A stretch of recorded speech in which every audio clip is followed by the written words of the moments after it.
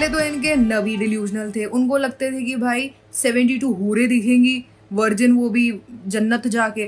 असलियत में जाके आए थे वो जोड़ा साकू थाना में और उसके बाद आनंदपुर थाना में, मटिया ब्रुज थाना में एफआईआर हुआ।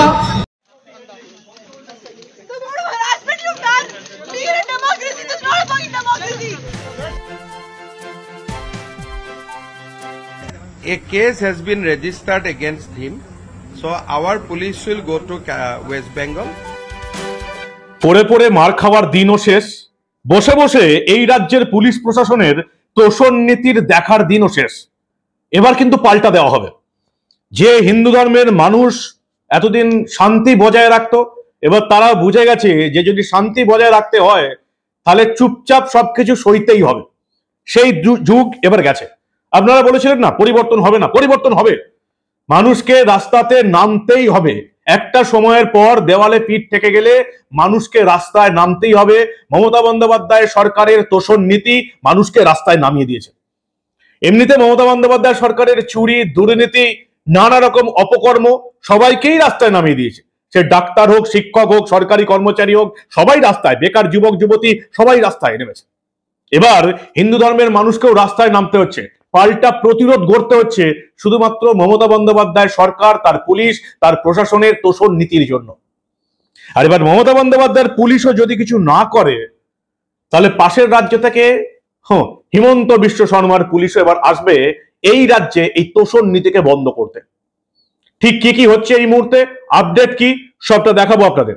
এই অত্যন্ত গুরুত্বপূর্ণ প্রতিবেদন শেষ অবধি দেখুন, সব গ্রুপে ছড়িয়ে দিয়ে মানুষকে দেখান। আমি মানব, দ্য নিউজ বাংলায় আপনাদের স্বাগত জানাচ্ছি। সোশ্যাল মিডিয়া যারা দেখেছেন তারা শর্মিষ্ঠা পানলের সমস্ত ঘটনা শুনে নিয়েছেন। কলকাতায় বাড়ি, গুরগাঁওয়ের ছাত্রী, 19 বছর বয়স এই মেয়েটি, আইনের ছাত্রী। এই মেয়েটিকে কলকাতা পুলিশ 1500 কিলোমিটার দূরে গুরগাঁও থেকে গ্রেপ্তার করে নিয়ে চলে এসেছে। অবিশ্বাস্য ব্যাপার। কেন গ্রেপ্তার করলো? কারণ এর সোশ্যাল মিডিয়ায় নাকি একটা বিশেষ ধর্ম, মুসলিম ধর্মের নবী, বলিউডের বিখ্যাত খান যাদের টাইটেল, সেই সমস্ত অভিনেতা এবং মুসলিম ধর্মকে গালাগাল দিয়েছে। যদিও পরবর্তীকালে জানা গেল যে এ গালাগাল কিন্তু আদৌ দেয়নি। পাকিস্তানের কোনো ইনফ্লুয়েন্সার সোশ্যাল মিডিয়ার বা বাংলাদেশের কোনো ইনফ্লুয়েন্সারের সঙ্গে তার যুক্তি চলছিল, তর্ক চলছিল, এবং সেই সময় এই খারাপ কথাগুলো ব্যবহার করে। পরবর্তীকালে এই শর্মিষ্ঠা পানলি নিজের এই ইনস্টাগ্রাম থেকে নিজের ভিডিও ডিলিটও করে দেয়, ক্ষমাও চায়। কিন্তু পশ্চিমবঙ্গে আন্দোলন শুরু হয়ে যায়, ঠিক যেমন নুপুর শর্মার সময় হয়েছিল। দুদিন ধরে পশ্চিমবঙ্গ একেবারে স্তব্ধ হয়েছিল। মমতা বন্দ্যোপাধ্যায়ের পুলিশ এবং প্রশাসন চোখে ঠুলি পরে বসে আন্দোলন করতে দিয়েছিল, জাতীয় সড়ক বন্ধ রেখেছিল। দুদিন ধরে পুরো গোটা রাজ্যে লুটতরাজ, যত রকমের অপকর্ম মমতা বন্দ্যোপাধ্যায়ের পুলিশ এবং প্রশাসন করতে দিয়েছিল 34% ভোট ব্যাংকের জন্য। এবারেও সেই একইভাবে মমতা বন্দ্যোপাধ্যায়ের পুলিশ, গার্ডেন রিচ থানার পুলিশ একটা নির্দিষ্ট ধর্মের মানুষ, তাদের তোষণ নীতির জন্য, 34% ভোট ব্যাংকের জন্য একেবারে অতিরিক্ত উদ্যোগ দেখিয়ে এই মেয়েটিকে গুরগাঁও থেকে গ্রেপ্তার করে নিয়ে চলে এলো। দরকার ছিল না। এই মেয়েটিকে গ্রেপ্তার করে আনা হলো, এফআইআর দায়ের হলো গার্ডেন রিচ থানায়। এই গার্ডেন রিচ থানায় কারা আছে, কোন ধর্মের মানুষ এখন পুলিশের কাজ করছে, এই থানার আয়োকে সব আপনারা একটু খোঁজ করলেই পেয়ে যাবেন। একটা নির্দিষ্ট ধর্মের মানুষ মমতা বন্দ্যোপাধ্যায়ের তোষণ নীতিকে সাপোর্ট করে নিজেদের দাদাগিরি দেখিয়ে এই মেয়েটিকে তুলে আনলো। এরকম ঘটনা এই বাংলায় প্রতিদিন হাজার হাজার ঘটে। তৃণমূলের নেতা কবির সুমন হিন্দু ধর্মকে নিয়ে ছ্যাবলামি করে, পুলিশ চোখে ঠুলি পরে বসে থাকে। সায়নী ঘোষ শিবলিঙ্গে কন্ডম পরিয়ে ছবি দেয় সোশ্যাল মিডিয়ায়, মমতার পুলিশ চুপ করে বসে থাকে। মহুয়া মৈত্র শিবলিঙ্গকে নিয়ে ইয়ার্কি করে সোশ্যাল মিডিয়ার পেজে, দেশের সাংসদ হয়ে মমতা বন্দ্যোপাধ্যায়ের পুলিশের কিছু করার ক্ষমতা আছে? বাংলার সাধারণ মানুষ এই জন্য বলছে মমতা বন্দ্যোপাধ্যায়ের পুলিশের জন্য অনুব্রত মণ্ডল একেবারে সঠিক। যে অনুব্রত মণ্ডল মমতা বন্দ্যোপাধ্যায়ের পুলিশকে একেবারে নিজের অওকাত এবং নিজের অবস্থান বুঝিয়ে দিয়েছে, যে চটি চাটলে আর দলদাসগিরি করলে ঠিক কি অবস্থাটা হবে। আর এবারের ঘটনায় একেবারে রাস্তায় নেমে হিন্দু ধর্মের কিছু মানুষ কিন্তু মমতার পুলিশ এবং প্রশাসনকে বুঝিয়ে দিয়েছে যে এবার আর সহ্য করা যাবে না, সহ্য করা হবে না। এই শর্মিষ্ঠা পানলের বিরুদ্ধে যে অভিযোগ করেছিল তার নাম ওয়াজাহাত খান, নিজেই হিন্দু ধর্মের দেবদেবীদের নিয়ে রীতিমতো অপমানকর পোস্ট করে, মমতা বন্দ্যোপাধ্যায়ের পুলিশ কোনোদিন তাকিয়ে দেখেওনি, এবারেও অভিযোগ দায়ের হয়েছে এবং সে নাকি এখন নিখোঁজ। অবস্থাটা ভাবুন, যে মেয়েটির বিরুদ্ধে, এই মেয়েটির বিরুদ্ধে যে ছেলেটি অভিযোগ করলো ওয়াজাহাত খান, তা সে নিজেই নিখোঁজ। তার পরিবার থেকে তার বাবা সাদাত খান কলকাতার পুলিশকে বলছে এবং সাংবাদিকদের বলছে, আমার ছেলেকে আর খুঁজে পাওয়া যাচ্ছে না। তো খুঁজে পাওয়া যাচ্ছে না, কলকাতা পুলিশে রিপোর্ট করা হোক। কেন খুঁজে পাওয়া যাচ্ছে না? কারণ এবারের হিন্দুত্বের হয়ে যারা লড়াই করেন সেরকম কিছু সংগঠন, তারা এবার এই ছেলেটির বিরুদ্ধে অভিযোগ দায়ের করেছে। এর মধ্যে একটি নাম আমি আপনাদের বলতে পারি, অভিযোগকারী সংগঠন শ্রীরাম স্বাভিমান পর্ষদ এবং তাদের যে নেতা প্রতিষ্ঠাতা সুরাজ কুমার সিং গার্ডেন রিচ থানায় এই ছেলেটির বিরুদ্ধে অভিযোগ দায়ের হয়েছে। এবং যেটুকু দেখলাম, কলকাতা পুলিশের আগেই খোঁজ খবর নেওয়া উচিত ছিল, যদিও তোষণ নীতির জন্য তো কলকাতা পুলিশ এবং প্রশাসন মমতা বন্দ্যোপাধ্যায় অন্ধ করে রেখে দিচ্ছেন, তাই এরা দেখতে পায় না। যে সংগঠনটি এই শর্মিষ্ঠা পানলের বিরুদ্ধে অভিযোগ করলো, সেই সংগঠনটির হেড অফিস স্কাই ফাউন্ডেশন আবার পাকিস্তানের করাচিতে। ইমিডিয়েটলি এই ছেলেটি, তার পরিবার, তার যে সংগঠন, কি করে পাকিস্তানের একটা সংগঠন, করাচিদার হেড অফিস স্কাই ফাউন্ডেশন, এখানকার নাম হচ্ছে খান রশিদ ফাউন্ডেশন, ইমিডিয়েটলি তদন্ত শুরু করা হোক যে পাকিস্তান থেকে টাকা আসছে কিসের জন্য, পাকিস্তানের করাচি থেকে কলকাতায় টাকা আসছে কিসের জন্য, ইমিডিয়েটলি তদন্ত করা হোক। এবং আপনারা ছোট্ট করে এই মেয়েটি কি বলেছিল, যেটি পরে ডিলিট করা হয়, ক্ষমাও চাওয়া হয়েছিল, এবং এই বক্তব্যটি বাংলার মিডিয়া দেখলাম খবর করেছে যে অপারেশন সিঁদুর নিয়ে অশ্লীল মন্তব্য, একদম ঘটনা তা নয়। বাংলার মিডিয়া, বাংলার বিখ্যাত সাংবাদিকরা একেবারে জলজান্ত মিথ্যা কথা বলছেন। এই মেয়েটি কোনো একটা পাকিস্তান বা বাংলাদেশের কোনো সোশ্যাল মিডিয়ার ইনফ্লুয়েন্সারের বিরুদ্ধে, তাদের যে বক্তব্য তার বিরুদ্ধে কথা বলছিল, পরে সে ভিডিও ডিলিটও করে দেয়। এই মেয়েটি কি বলেছিল, মমতার পুলিশ তাকে গুরগাঁও থেকে গ্রেপ্তার করে নিয়ে আসার পর যখন কোর্ট তাকে 13ই জুন অব্দি জেল হেফাজতে পাঠায়, কেন জেল হেফাজতে পাঠায় জানেন?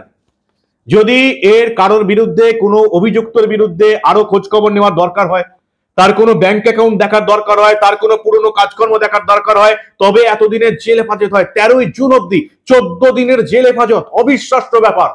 এটা আমাদের আইন, আলিপুর আদালত।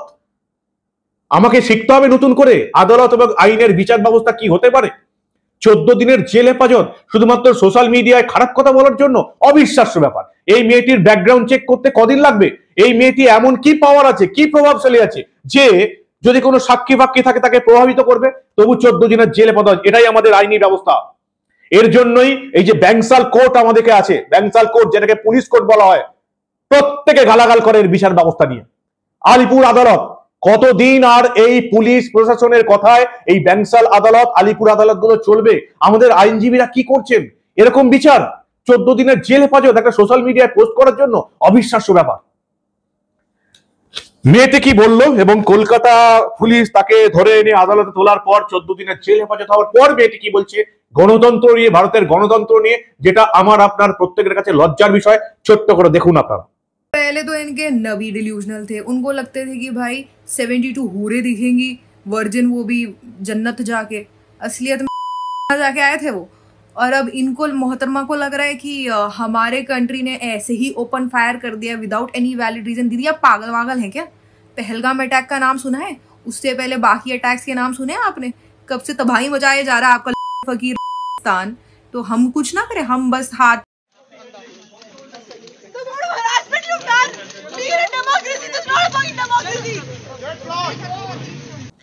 মেয়েটিকে গ্রেপ্তার করা হয়েছে শুধুমাত্র 34% মুসলিম ভোট ব্যাংকের জন্য।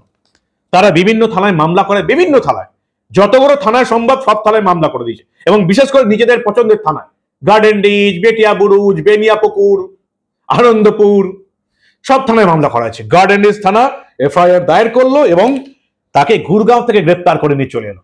অনুব্রত মণ্ডলকে তার বাড়ি 50 মিটার দূর থেকে গ্রেপ্তার করতে পারে না, যে অনুব্রত মণ্ডল একেবারে পুলিশের মা বউকে ধর্ষণ করবো বলে, তাকে এখনো গ্রেপ্তার করতে পারে না। অনুব্রত মণ্ডলের ভাই তৃণমূল ছাত্র পরিষদের নেতা, যার বিরুদ্ধে, যাকে আবার 6 বছরের জন্য বহিষ্কৃত করেছে তৃণমূল, তাকেও পুলিশ এখনো অব্দি গ্রেপ্তার করতে পারেনি, পুলিশের বিরুদ্ধে যা তা বলেছে। আর মেয়েটিকে, একটা 19 বছরের মেয়েকে গুরগাঁও থেকে গ্রেপ্তার করে নিয়ে চলে এলো শুধুমাত্র 34% ভোট ব্যাংকে সন্তুষ্ট করার জন্য। বাংলার মানুষ আর কতদিন সহ্য করবে? হিন্দুত্ববাদী নেতারা সহ্য করেননি। এই সুরাজ কুমার সিং এবং তার যে সংগঠন শ্রীরাম স্বাভিমান পরিষদ দারুণ লড়াই দিচ্ছে। তারা পুলিশের কাছে এই মেয়েটির সিকিউরিটির বন্দোবস্ত করেছে, জেলে গিয়ে তার সঙ্গে দেখা করেছে, রাস্তায় নেমে আন্দোলন করছে, এবং এবার এই যে ছেলেটি ওয়াজাদ খান, তার বিরুদ্ধে গর্ডারনিস থানায় অভিযুক্ত দায়ের হলো। সে হিন্দুদের দেবদেবী নিয়ে অপমান করেছে, কামাখ্যা দেবী মূর্তি নিয়ে অপমান করেছে, এবং তারপর এর বিরুদ্ধে ভারতীয় দণ্ডবিধির 196(1)(a), 299, 352, 353(1)(c) ধারায় এবং তথ্য প্রযুক্তি আইনের 66(a) এবং 67 ধারায় এর বিরুদ্ধে এফআইআর দায়ের করা হয়। সেই জন্য পুলিশকে বলা হয়েছে, গার্ডেনরিচ পুলিশের এতটাও কি সাহস আছে নাকি যে এই ছেলেটির বিরুদ্ধে এফআইআর করে একে গ্রেপ্তার করবে? তারা হিন্দু মেয়েটিকে গুরগাঁও থেকে গ্রেপ্তার করতে পারে, তারা কলকাতার বুকে একটি মুসলিম ছেলেকে গ্রেপ্তার করতে পারবে না। তাই আগেভাগেই সে নিখোঁজ হয়ে গেল। সিরাজ কুমার সিং কি অভিযোগ করছেন দেখুন আপনারা। শর্মিষ্ঠা বলে যে মেয়ে যাকে অ্যারেস্ট করা হয়েছে, তার বিরুদ্ধে লক্ষ লক্ষ থ্রেট, রেপ করে দেওয়ার থ্রেট, তাকে মার্ডার করে দেওয়ার থ্রেট। আমি আজ কলকাতা পুলিশকে প্রশ্ন করতে চাই, যারা ওই আমাদের হিন্দু বোনকে রেপ করা হুমকি দিচ্ছে, যারা আমাদের ওই হিন্দু বোনকে যারা মার্ডার করা হুমকি দিচ্ছে, তাদের বিরুদ্ধে কি মামলা করেছেন আপনারা? তাদেরকে কি আপনারা অ্যারেস্ট করেছেন? যারা বলছে গুস্তাকে নবী কি একই সাজা, সরতন সে জুদা, সরতন সে জুদা। আপনি একদিকে কমপ্লেন করছেন আর আপনি অন্যদিকে কি করছেন? আপনি বলছেন সরতন সে জুদা। এটা কেন হবে? ল যখন আছে তখন ল থেকে হবে। আজ যারা ওকে লাইফ থ্রেট করছে, আজ যারা ওকে রেপ করার হুমকি দিচ্ছে, তাদের বিরুদ্ধে আপনি অ্যাকশন নিচ্ছেন। মমতা বন্দ্যোপাধ্যায়ের বিরুদ্ধে অ্যাকশন হচ্ছে না কেন? উনি বলেছেন কি কাফিরদের বিরুদ্ধে লড়তে হবে রেড রোডে নামাজ পড়ার পরে। হিন্দু ধর্ম গন্দা ধর্ম কি বলেছিলেন? উনি মৃত্যু কুম্ভ বলেছিলেন। আমাদের এখানে ফিরাদ হাকিম সাহেব, যিনি মেয়র রয়েছেন, উনি বলেছেন যারা ইসলামে জন্ম নেয়নি তারা দুর্ভাগ্য নিয়ে জন্ম নিয়েছে। আমাদের এখানে সিদ্দিকুল্লাহ চৌধুরী বলছে কি আধ ঘন্টার মধ্যে সারা পশ্চিমবঙ্গের থানাকে আমি অচল করে দেবো, পুরো কলকাতাকে অচল করে দেবো। সেটা করে দেখিয়েছে। তারপরে মুর্শিদাবাদে কি হয়েছে? 70% আমরা রয়েছি, মানে মুসলিমরা 70% রয়েছে। তোমাদের ভাগীরথী নদীতে কেটে ভাসিয়ে দেব। কাদের? হিন্দুদের বলছে, এই পশ্চিমবঙ্গের মাটিতে দাঁড়িয়ে বলছে। ওনাদের যে নেতা মন্ত্রীরা আছে তারা মা কালীকে নিয়ে নোংরা ভাষায় কথা বলেছে। কি করেছে Kolkata police, Scotland yard police কি করেছে? এই পশ্চিমবঙ্গের হিন্দু বিরোধী পুলিশ, পুলিশ মন্ত্রীর বিরুদ্ধে আগে আপনারা কমপ্লেন নিন আর ওনার উপরে অ্যাকশন নিন। আর যে নেতা মন্ত্রীগুলো যান আগে গিয়ে আপনারা অনুব্রত মণ্ডলের বিরুদ্ধে অ্যাকশন নিন। লজ্জা পায় না? এটা ছোট্ট মেয়ে যে একটা স্টুডেন্টের ছাত্রী, আইনের ছাত্রী, তাকে আপনারা গুরগাঁও থেকে অ্যারেস্ট করে নিয়ে এসছেন। আগামী দিন আমরা আমাদের এই বোনের পাশে দাঁড়িয়ে আছি, আর আমাদের সমস্ত হিন্দু ভাইরা যারা আমাদের এখানে আছে, আরো লক্ষ লক্ষ ভাইরা দাঁড়াবে। সারা ভারতবর্ষের মধ্যে আমরা এই বোনটিকে সুরক্ষা যাতে দেওয়া হয়, আর কোনো আমাদের বোন সাথে যাতে এরকম ঘটনা না হয়। কেউ সাহস না পায় কি আমি তোমাকে রেপ করে দেবো, সরতন সে জুদা করে দেবো, খুন করে দেবো, এই কথা বলার আইনের মধ্যে কোনো জায়গা নেই। এটা এখনো ভারত, এটা পাকিস্তান বা বাংলাদেশ নয়। এটা শরিয়া ল চলবে না। এখানে আমাদের ভারতীয় ন্যায় সংহিতা আছে, বিএনএস, সেটা সবার জন্য সমান অধিকার আছে। আপনাদের সকলকে অনুরোধ করছি, আপনারাও থানায় থানায় গিয়ে এই বোনটির পাশে দাঁড়ান, আর আপনারা লোকাল থানায় গিয়ে ডেপুটেশন করুন আর এই বোনটির পাশে দাঁড়ান।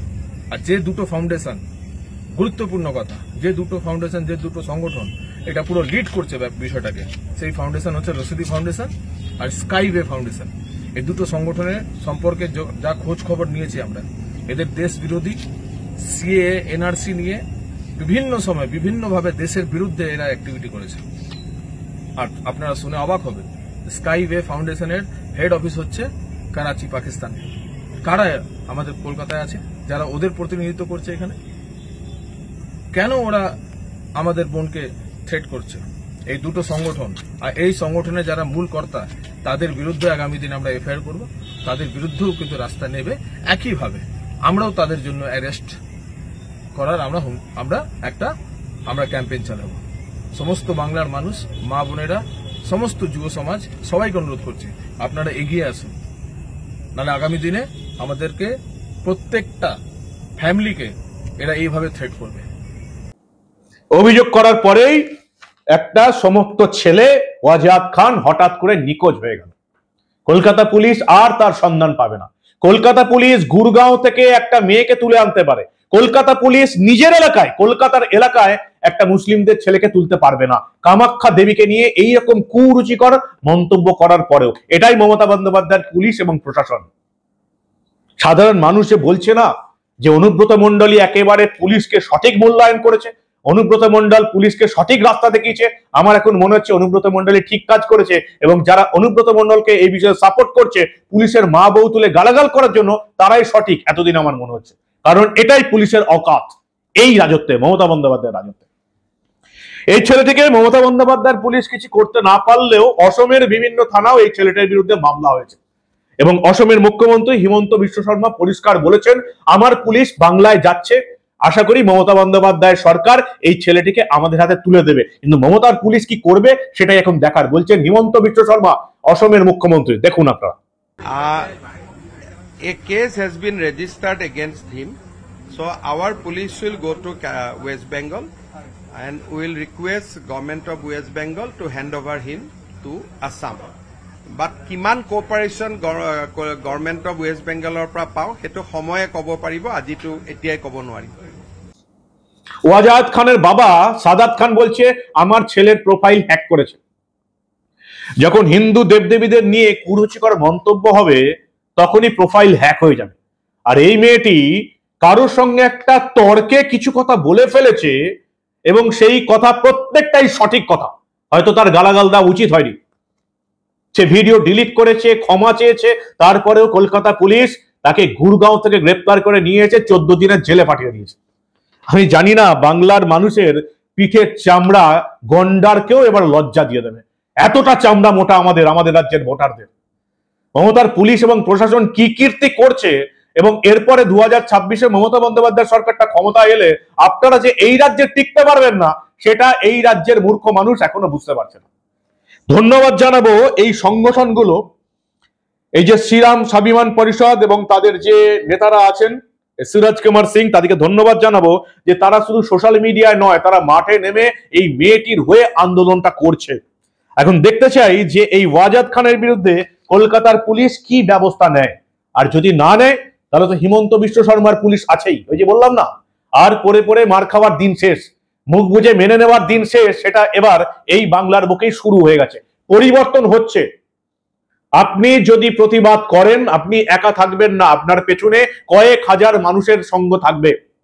প্রতিবাদ করুন, এভাবে মেনে নেওয়া যাবে না, এভাবে এই রাজ্যটাকে শেষ করা যাবে না। আমরা 2011-তে পরিবর্তনের নামে যেটা করেছিলাম একেবারে ভুল হয়েছিল, 15 বছর সেই ভুলটা আমরা বয়ে বেরিয়েছি। এবার পরিবর্তনের সময় এসে গেছে, না হলে খাদের কিনারায় দাঁড়িয়ে আছেন। 2026-এ যদি পরিবর্তন না হয় আপনারা খাদের অন্ধকারে একেবারে ডুবে যাবেন, কেউ আটকাতে পারবে না। যত তাড়াতাড়ি আপনারা বুঝতে পারেন তত তাড়াতাড়ি মঙ্গল। এত কিছু ঘটনা ঘটছে আপনাদের চোখের সামনে, এরপরেও যদি আপনারা জেগে ঘুমিয়ে থাকেন তাহলে আপনাদের কেউ বাঁচাতে পারবে না, কেউ না। কি বলবেন আপনারা? আপনাদের মূল্যবান এবং গুরুত্বপূর্ণ মতামত জানান দা নিউজ বাংলার কমেন্ট সেকশনে। আর যদি মনে হয় এই প্রতিবেদন এই বাংলার প্রতিটি মানুষের দেখা উচিত, প্রতিটি হিন্দু বাঙালির দেখা উচিত, তাহলে নিজের দায়িত্ব নিয়ে শেয়ার করুন সব গ্রুপে। মানুষের এই ঘটনাগুলো জানা দরকার, যেগুলো আমাদের মেইনস্ট্রিম মিডিয়া, আমাদের রাজ্যের বিখ্যাত সাংবাদিকরা জানাবে না। সেজন্য আমাদের মতন ছোটখাটো মানুষকে এগিয়ে আসতে হয়েছে এই বাংলার মানুষকে আসল ঘটনা জানানোর জন্য। দেখতে থাকুন দা নিউজ বাংলা। আমরা এই রাজ্যে ঘটে যাওয়া এই ধরনের অনেক খবরই চেপে রাখতে দেব না।